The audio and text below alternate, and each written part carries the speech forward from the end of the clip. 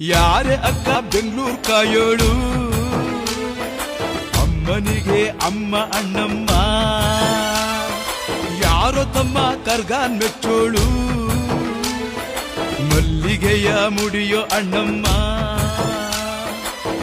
ಬರುತ್ತೀನೆಂದರೆ ಇಲ್ಲಿಗೆ ಬರೋ ತನಕ ಮೌನಿ, ಕೊಡುತ್ತೀನೆಂದರೆ ಹರಕೆ ಕೊಡೋ ತನಕ ಕೋಪಿ.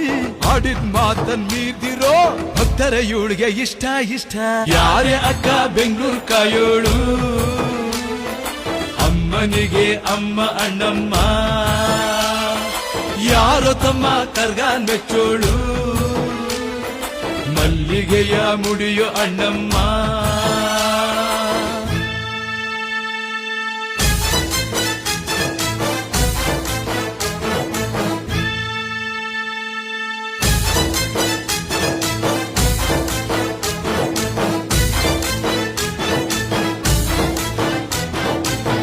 ಕಾಡು ಮಲ್ಲೇಶನೇ ಒಮ್ಮೆ ತಾಯ ಬೇಡಿದ, ಬಿಲ್ವಪತ್ರೆಯ ಮರವ ಬೆಳೆಸು ಎಂದು ಬಯಸಿದ.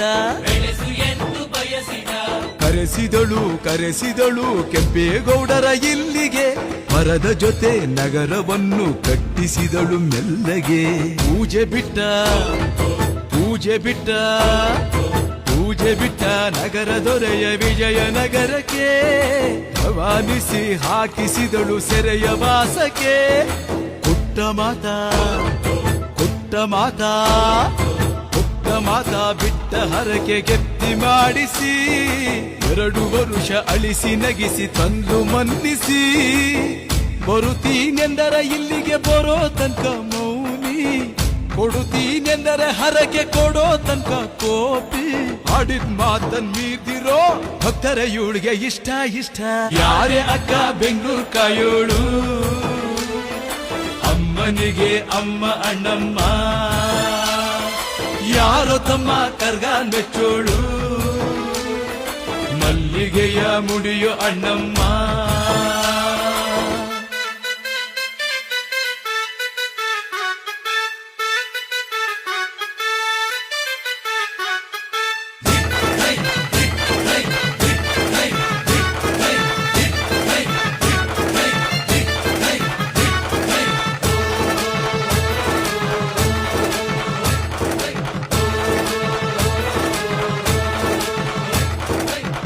ಪಾಂಡುಪುರದಲ್ಲಿ ನಮ್ಮ ಧರ್ಮರಾಯರಿದ್ದರು,